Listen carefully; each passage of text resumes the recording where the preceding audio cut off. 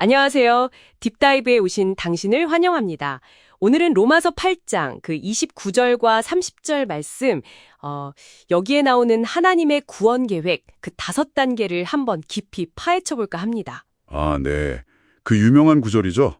미리 하심, 정하심, 부르심, 의롭다 하심, 영화롭게 하심. 맞습니다.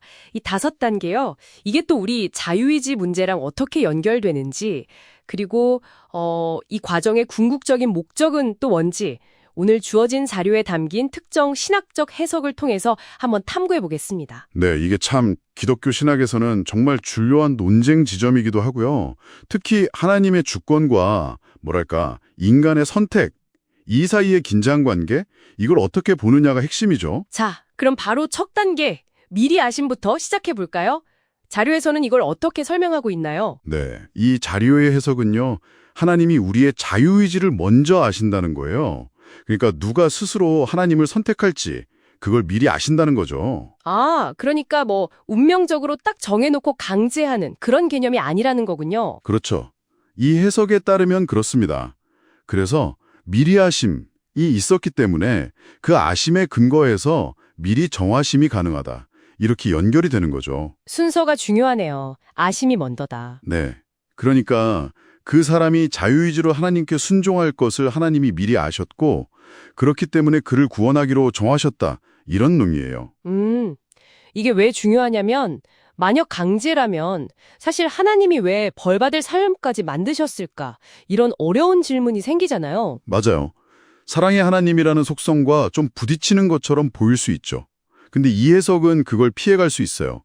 강제라면 굳이 미리 아실 필요도 없었을 거다. 이렇게 보는 거죠. 결국엔 우리가 살고자 하는 그 선택을 하나님이 존중하시고 거기에 은혜를 베푸시는 거다. 이렇게 이해할 수 있겠네요. 네, 그런 관점입니다. 자, 그러면 다음 질문. 미리 정하셨다는 이 말씀이 그럼 정확히 누구를 가리키는 걸까요? 이것도 좀 해석이 갈리는 것 같던데요. 네, 자료에서도 두 가지 견해를 제시해요. 첫 번째는 최종적으로 영화롭게 될 사람들, 그러니까 구원을 완전히 이룰 사람들만을 하나님이 미리 정하셨다는 견해고요. 구원받을 사람이 딱 정해져 있다는 느낌이네요. 그렇죠. 약간 그런 뉘앙스죠.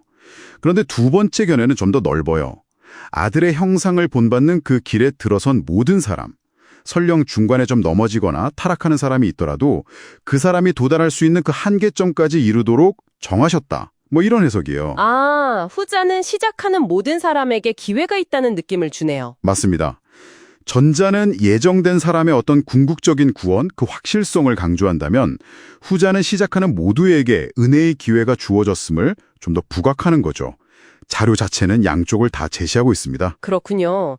자, 그럼 이렇게 미리 정해진 사람들을 하나님이 부르시는 단계, 세 번째 부르심으로 넘어가 보죠. 이건 어떤 의미일까요? 이 부르심은 말 그대로 하나님께서 당신의 계획 안으로 사람들을 초청하고 이끄시는 실제적인 행동이라고 볼 수 있어요. 그냥 마음속으로만 정하신 게 아니라 실제로 부르신다? 네, 자료에서는 이걸 비유적으로 설명하는데 마치 애굽에서 이스라엘 백성을 불러내셨듯이 사탄의 어떤 세력, 죄의 속박에서 건져내시는 구출 과정처럼 묘사하기도 합니다. 계획을 실행에 옮기시는 거죠. 구체적인 행동이군요. 그리고 네 번째, 의롭다 하심. 이건 우리가 뭔가 잘해서 얻는 게 아니라고 들었는데요. 정확합니다. 이건 전적으로 예수 그리스도의 공로, 그 피를 통해서 우리가 가진 죄를 용서받고 하나님께서 우리를 법정적으로 너는 의롭다 이렇게 선언해 주시는 거예요. 여겨주시는 거죠. 아, 여겨주신다. 이게 중요하군요. 근데요, 여기서 자료가 좀 흥미로운 지적을 하더라고요. 이게 최종 구원의 보증은 아닐 수도 있다. 네, 그 부분이 좀 도전적이죠. 의롭다함을 받았다고 해서 그 상태가 영원히 보장되는 건 아닐 수 있다는 거예요. 마치 광야에서 나왔던 이스라엘 백성들 중에도 결국 가나안에 들어가지 못하고 쓰러진 사람들이 있었던 것처럼요. 아, 그럼 의롭다함을 받고도 믿음에서 떠날 가능성이 있다는 거네요. 네, 이 자료는 그런 가능성을 열어두고 있어요.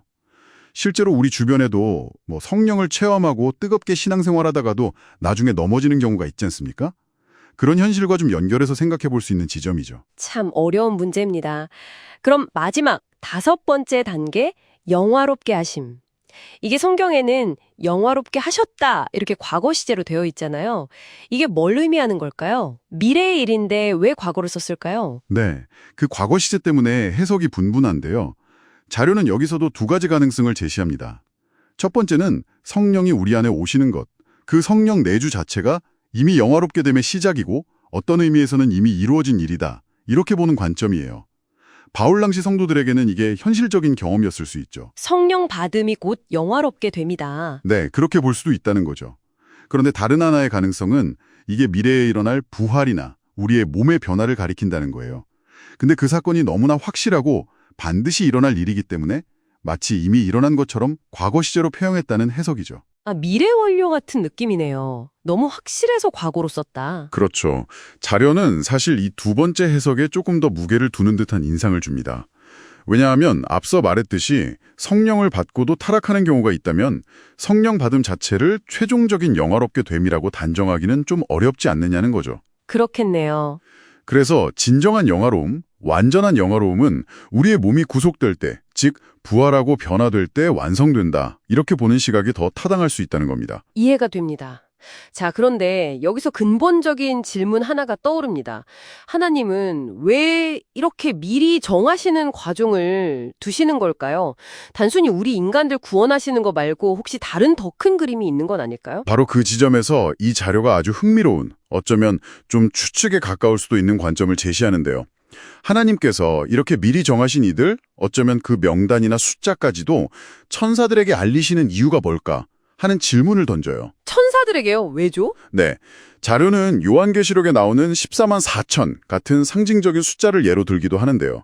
그 이유는 하나님께서 이 미리 정하신 사람들이 믿음으로 살아가고 결국 승리하는 그 전 과정을 통해 천사들에게 하나님의 공의와 사랑이 얼마나 완전한지, 그리고 인간이라도 하나님의 계명을 지키며 그분 뜻대로 살 수 있다는 가능성을 보여주시기 위함일 수 있다는 거예요. 와, 이건 좀 스케일이 파네요. 인간의 구원이 천사들에게까지 영향을 미친다. 그렇죠. 어쩌면 그 천사들의 자유의지를 완전하게 하는 과정의 일부일 수도 있다. 뭐 이런 해석까지 나아갑니다. 그러니까 우리의 구원 이야기가 단순히 인간 세상에만 국한된 게 아니라 온 우주적인 차원의 의미를 가질 수도 있다는 거죠. 정말 깊은 내용입니다.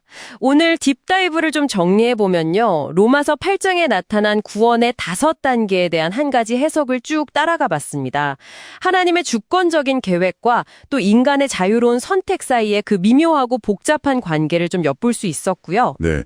특히 미리 아심이라는 것이 강제적인 예정이 아니라 우리의 선택을 존중하시는 하나님의 지혜에 기반한 것이며 미리 정하심은 바로 그 아심에 근거한다는 관점을 자세히 살펴봤습니다. 맞아요. 결국 핵심은 하나님의 주도적인 은혜, 그리고 그 은혜에 대한 우리의 믿음과 순종적인 응답, 이 두 가지가 다 중요하다는 거겠죠? 네, 그렇습니다. 구원은 분명 하나님의 선물이지만 그냥 가만히 있어서 주어지는 게 아니라 우리의 믿음과 삶을 통해 우리 안에서 실현되어 가는 것. 이 자료는 그 점을 강조하고 있다고 생각합니다. 자, 그럼 마지막으로 청취자이신 당신께 한번 질문을 던져보며 마무리할까 합니다. 만약 오늘 우리가 살펴본 이 해석처럼 구원받기로 미리 정해진 사람들의 삶이라는 것이요, 단순히 그 개인의 구원만을 위한 것이 아니라면 어떨까요?